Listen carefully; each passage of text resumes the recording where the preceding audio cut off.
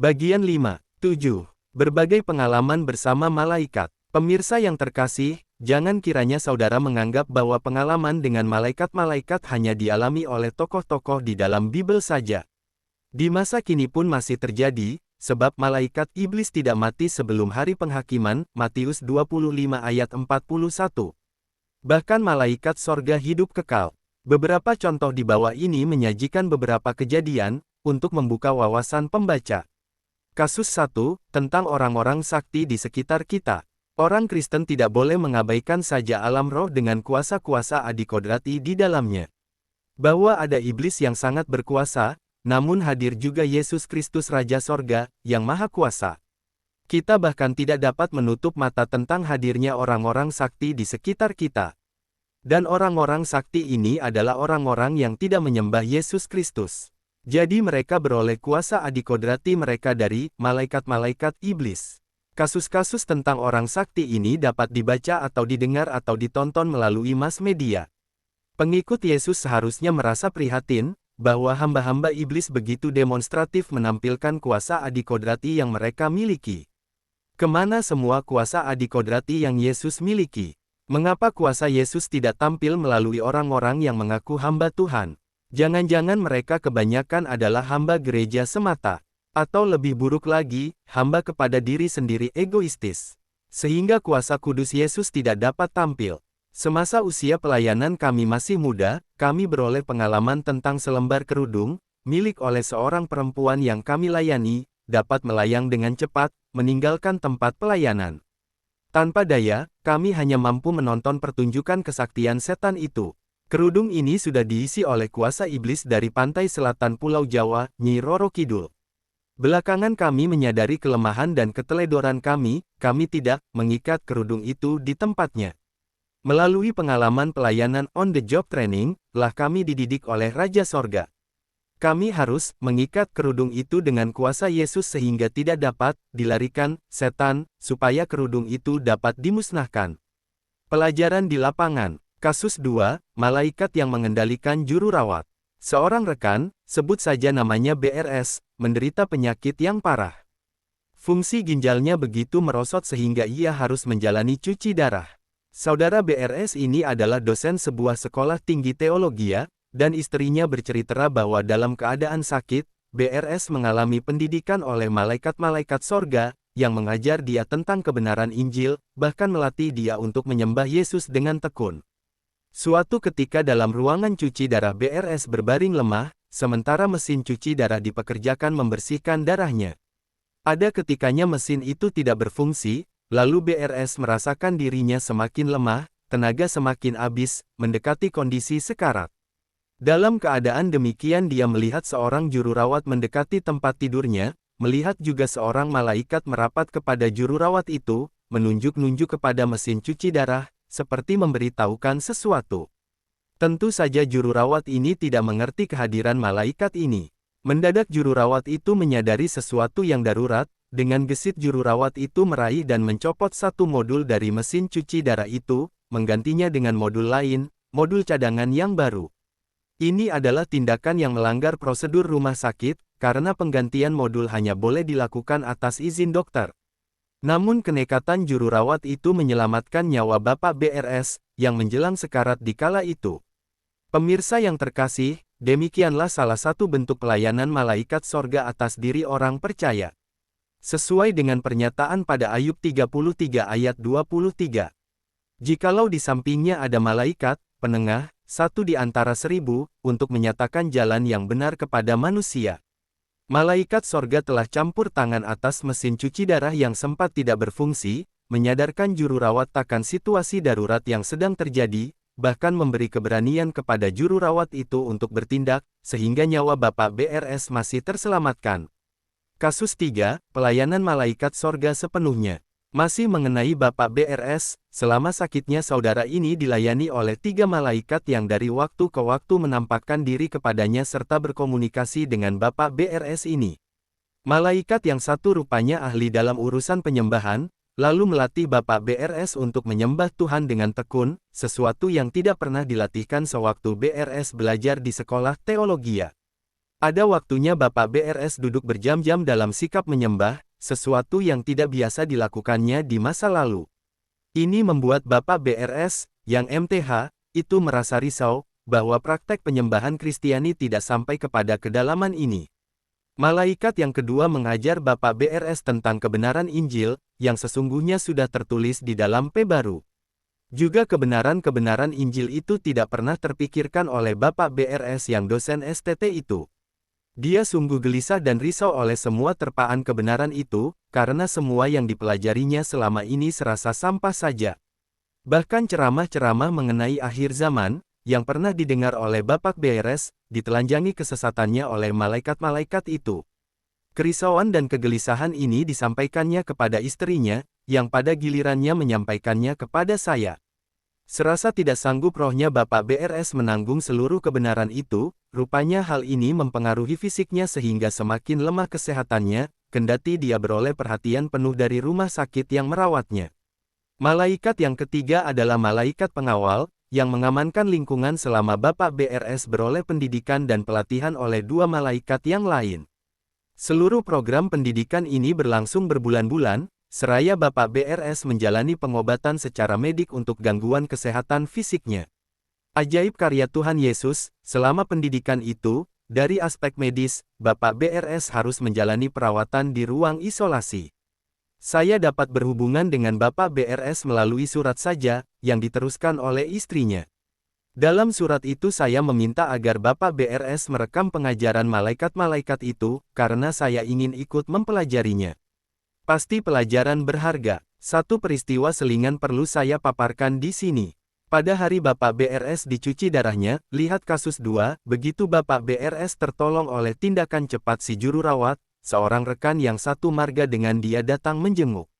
Rekan ini adalah seorang mantan dukun sakti yang kemudian bertobat dan melayani Tuhan Yesus. Pada waktu mantan dukun ini memasuki ruangan cuci darah itu, Bapak BRS jelas melihat bahwa rekan itu dikawal oleh seorang malaikat yang tampil berkilau-kilauan. Sukacita sekali Bapak BRS melihat penampakan itu. Diceritakannya hal itu kepada rekan-rekan lain beberapa hari kemudian. Selanjutnya, seusai mantan dukun itu menjenguk, masuk pula seorang rekan lain, dipersilahkan oleh istri Bapak BRS. Kali ini Bapak BRS terperangah sangat heran. Sebab rekan lain ini, seorang hamba Tuhan yang tidak seterkenal mantan dukun tadi, dikawal oleh bukan satu, melainkan dua malaikat sorga, dengan sosok yang besar-besar pula, melebihi yang mengawal mantan dukun tadi. Penampilan mereka lebih berkilau-kilauan pula.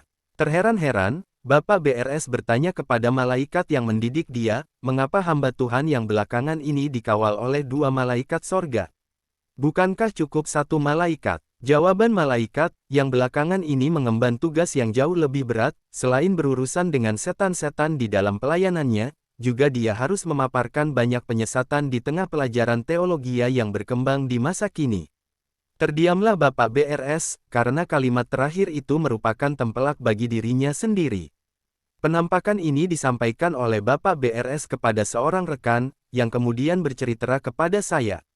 Pengajaran yang dapat ditarik, semakin berat tugas yang diemban seorang hamba Yesus, semakin berwibawa malaikat-malaikat yang harus melayani dia, malaikat yang satu rupanya melayani dalam aspek kuasa, serupa dengan Mikael, yang lain adalah spesialis kebenaran, seperti halnya Gabriel. Memang malaikat-malaikat memiliki spesialisasi masing-masing. Berulang kali saya sarankan agar Bapak BRS menyampaikan pengajaran khusus itu, sebab saya mengerti, dia sudah dipilih Tuhan untuk memberitakan berbagai misteri Injil kepada dunia. Saya anjurkan agar dia menuliskannya, tidak ditanggapi. Saya anjurkan agar dia merekamnya dengan diktafone, jadi cukup diucapkannya saja, supaya saya ikut mempelajarinya dan beroleh berkat.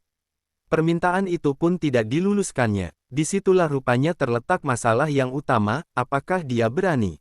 Beranikah dia menyangkali pengajaran yang sudah dianutnya bahkan diajarkannya bertahun-tahun?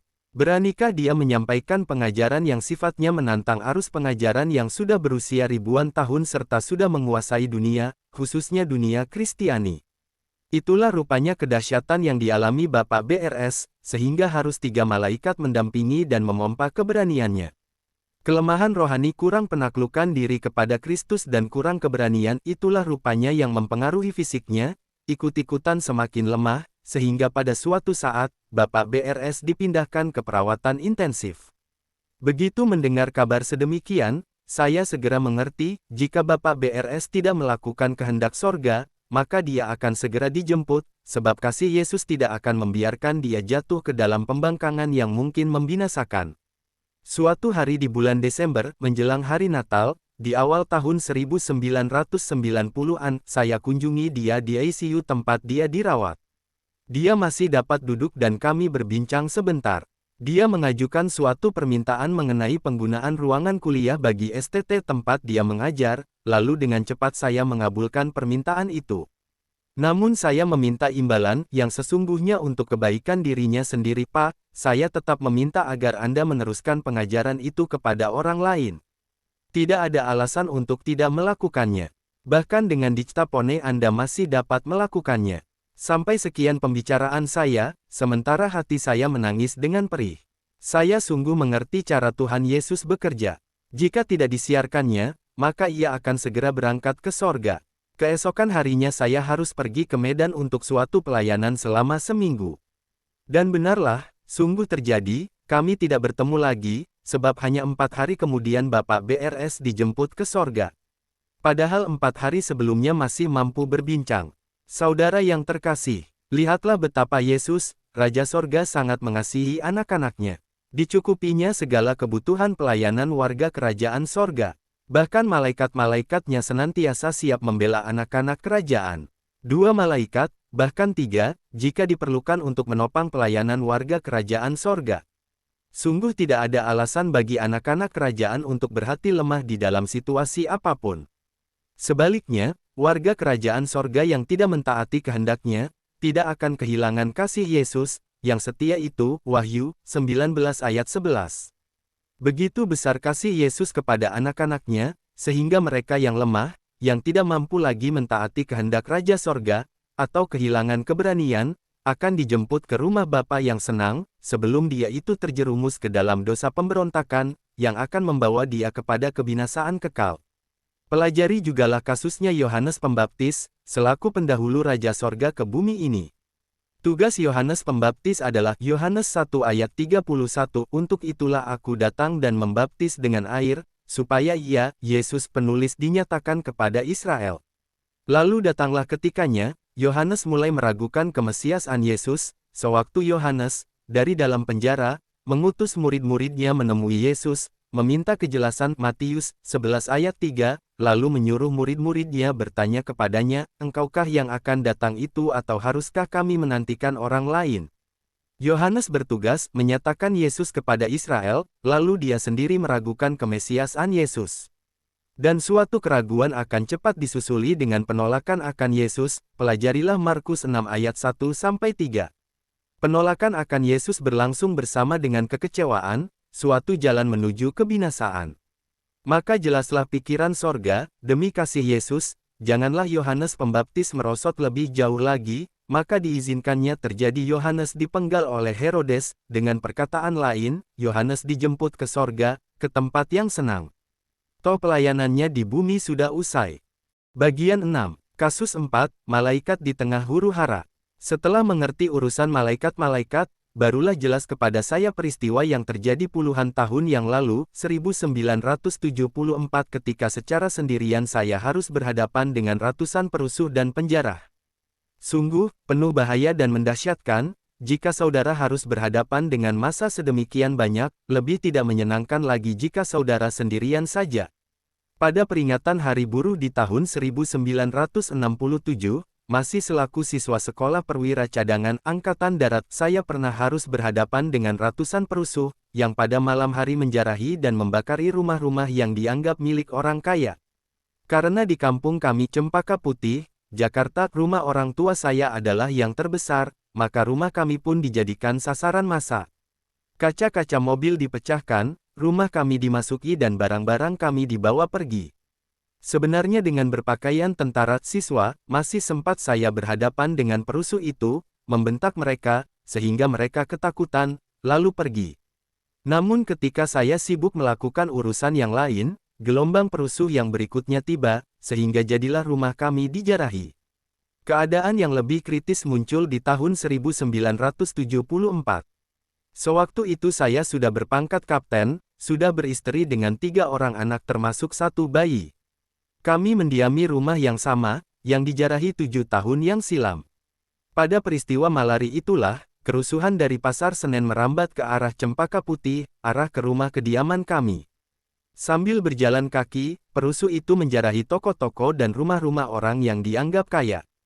Memahami situasi yang semakin kritis, saya membawa ibu saya yang tua, istri beserta ketiga anak kami, mengungsi ke sebuah pos hansip di daerah belakang rumah kami. Kemudian saya mempersiapkan sepucuk pistol beserta 2 pucuk senapan, lalu mengajak seorang kemenakan pensiunan Angkatan Laut untuk berjaga-jaga di depan rumah, mudah-mudahan kami dapat menangkali terulangnya peristiwa di tahun 1967. Kepada kemenakan saya serahkan sepucuk Jungle Rifle dengan 15 butir pelurunya, masih ditambah dengan 1 magazin cadangan, penuh dengan peluru pula. Saya hanya memegang sepucuk senapan Lee Enfield yang tidak otomatis, dengan sepucuk pistol tergantung di pinggang. Para perusuh semakin dekat, lalu kemenakan itu nampak gelisah, ketakutan.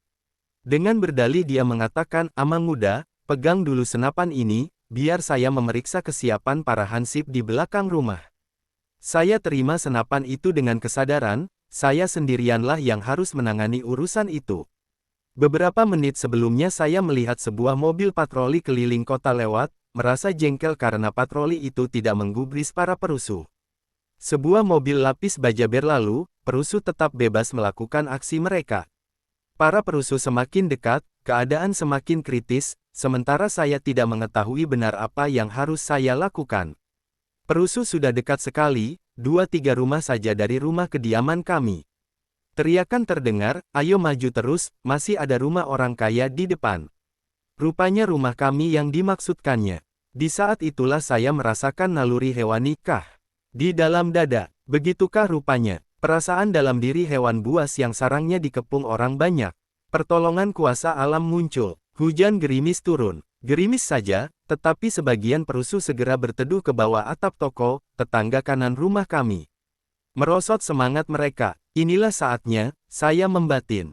Pengalaman mengikuti demonstrasi mahasiswa di tahun 1966 mengajarkan bahwa keunggulan sedikit saya memegang senjata api, tetapi mereka ada ribuan orang, dapat menjadi berlipat ganda pada saat semangat mereka mengendor. Mereka menghindari hujan, semangat yang merosot. Maka saya justru sengaja melangkah ke tengah hujan, menampilkan semangat tinggi. Suara-suara mereka pun mereda, ditekan oleh hujan gerimis. Dengan melantangkan suara di malam hari itu, saya berbicara jelas kepada mereka, "Hei saudara-saudara, saya beritahu ini adalah kampung saya. Saya lahir di sini, besar di sini, dan bersedia mati di kampung ini. Sekarang kalian merusuhi kampung ini, maka saya siap mati sekarang. Tetapi bersama saya, 50 orang dari kalian akan mati juga. Yang belum siap mati, bubar saja. Bubar." Saat itu saya melepaskan 2 tembakan beruntun dari senapan semi-otomatis agar terdengar seolah-olah otomatis penuh. Sebagian mereka yang mengerti pembicaraan saya segera melarikan diri, bertemperasan, menabrak yang lainnya. Senapan LE di tangan kiri saya ledakkan pula. Kalibernya yang besar mengeluarkan suara yang menggelegar. Di tengah malam itu terdengar seperti suara meriam. Habis sudah semangat kerusuhan mereka. Semua ketakutan, berlari membabi buta menyelamatkan nyawa masing-masing. Pagar-pagar bambu bertumbangan mereka gilas dalam kepanikan itu. Belakangan saya tahu, yang paling rusak adalah pagar rumahnya kemenakan saya yang licik itu. Saudara yang terkasih, yang saya persaksikan di sini adalah, kemenangan itu hanya mungkin oleh pertolongan Tuhan. Namun di saat itu, perasaan hati saya bercampur baur, antara sukacita dengan perasaan syukur dengan bangga hati. Bangga, bukankah itu permainan iblis di dalam perasaan hati seseorang? Semakin nyata hal itu keesokan harinya. Siang harinya saya berjalan melintasi jalan raya Cempaka Putih. Semua orang yang bertatapan mata dengan saya menundukkan kepala, segan, malu, takut. Mungkin saja mereka ikut menjadi perusuh di malam hari yang lalu. Bahkan ada yang sampai membungkukkan badan di hadapan saya. Membuat dada ini menggelembung, memarakkan keangkuhan. Semakin jelas karya malaikat iblis. Hal itu terjadi karena di waktu itu saya bukan hamba Tuhan. Adalah karya malaikat sorga yang membuat seseorang memiliki keberanian yang luar biasa di kala itu, tetapi karya malaikat iblis membuat orang yang sama menjadi angkuh di hadapan masyarakat. Pemirsa yang terkasih, sewajarnya lah, jika satu roh yang tampil di hadapan Tuhan dapat menjadi roh dusta, lalu menyesatkan 400 nabi-nabi Ahab, seperti yang dikatakan dalam 1 Raja-Raja 22 ayat 21-22, maka serupa dengan hal itu, dalam peristiwa yang dicatat di atas, dengan mudah malaikat-malaikat dapat menyusupkan roh ketakutan ke dalam batin para perusuh, sehingga mereka ketakutan menghadapi satu orang saja. Warga kerajaan sorga mudah pula mengerti betapa malaikat iblis meracuni masa pencinta musik rock dengan roh perusak dan roh kerusuhan. Fakta menunjukkan bahwa kerusuhan dan perusakan menjadi acara penutup dalam banyak pagelaran musik rock. Semuanya dirangsang oleh malaikat iblis penguasa musik rock. Kasus 5, ilmu iblis yang tersisa. Saya melayani seorang bapak yang datang ke rumah di malam hari tanpa perjanjian. Ia duduk di teras rumah menantikan saya.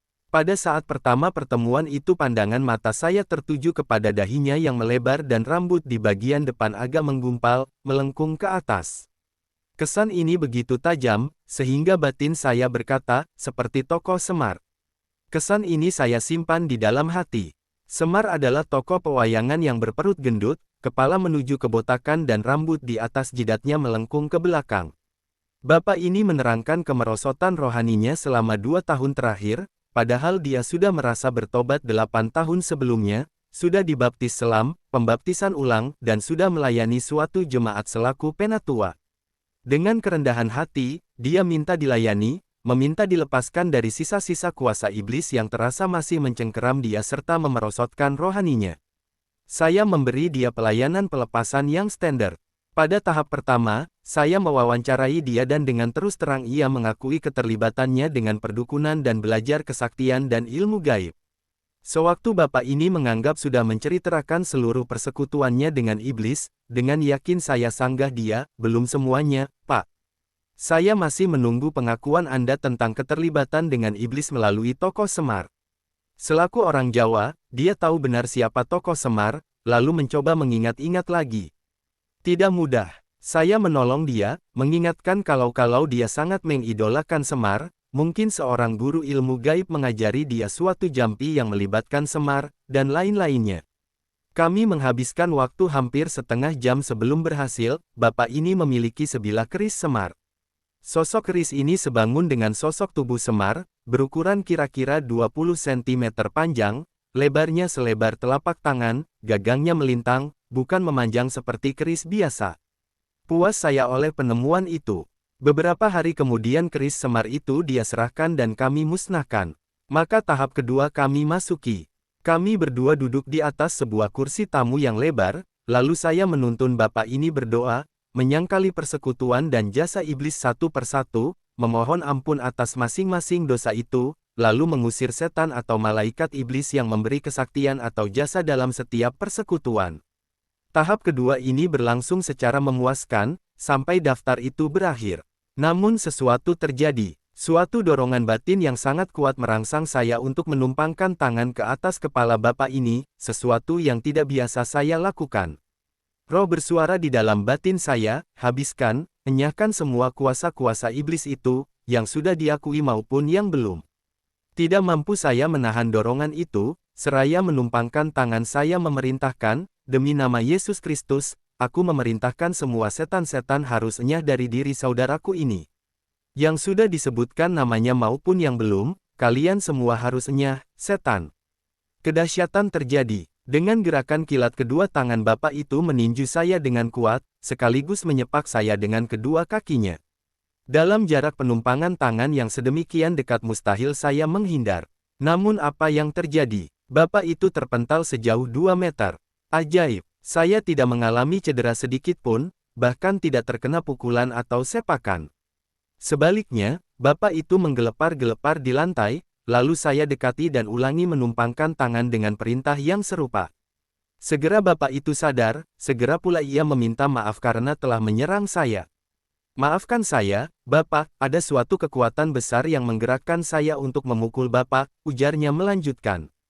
Saya mengerti bahwa kekuatan itu berasal dari suatu ilmu yang belum sempat disangkalinya, sehingga malaikat iblis yang mensponsori ilmu itu masih dapat mengendalikan dia untuk menyerang saya. Maka saya bertanya, ilmu apakah yang belum disangkali itu? Suatu ilmu pukulan, namanya Sosrobirowo, jelasnya. Bapak itu menjelaskan bahwa ilmu itu pernah dites olehnya. Cara mengujinya, pada suatu tengah malam ia menyelinap ke suatu desa tetangga, masuk ke dalam suatu kandang kerbau, memilih kerbau yang paling besar, lalu dengan satu kali pukul dengan ilmu itu, kerbau itu mati. Terpujilah Tuhan Yesus, sebab yang dia pukul tadi bukanlah seekor kerbau, melainkan seorang hamba Yesus yang dilindungi oleh malaikat sorga yang tidak kasat mata. Malaikat sorga itulah yang menangkis serangan si iblis yang merasa berhak mencederai saya. Iblis menganggap saya senyampang memanfaatkan kuasa Yesus, padahal tidak demikian. Perintah sorgalah yang saya taati, agar membasmi habis kuasa iblis di dalam diri Bapa itu. Sewajarnya lah, di dalam ketaatan tentunya saya harus dilindungi oleh malaikat sorga. Maka serangan Sosrobirowo itu ditangkis, dengan kuasa adikodrati yang bagaikan tembok melindungi diri saya. Demikianlah karya malaikat sorga yang bekerja sama dengan hamba Yesus melayani orang yang harus diselamatkan, Bapa itu.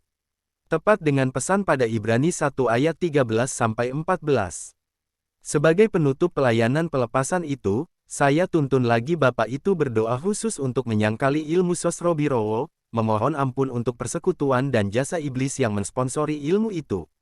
Sungguh puaslah hati ini, disertai sukacita yang luar biasa, memuji Tuhan Yesus, karena beroleh kesempatan bekerja sama dengan malaikat sorga secara dahsyat. Adalah masuk akal jika dikatakan bahwa diri saya dikendalikan oleh malaikat Tuhan atau suatu roh, serupa dengan roh pengendali yang dapat membuat Raja Asyur pulang ke negerinya untuk mati di sana, 2 Raja-Raja 19 ayat 7, karena sudah ditetapkan Tuhan demikian. Seperti itu pula lah, Bapa yang saya layani itu sudah ditetapkan harus dituntaskan pembebasannya melalui pelayanan tuntas di malam hari itu. Bagi kemuliaan Raja Yesus.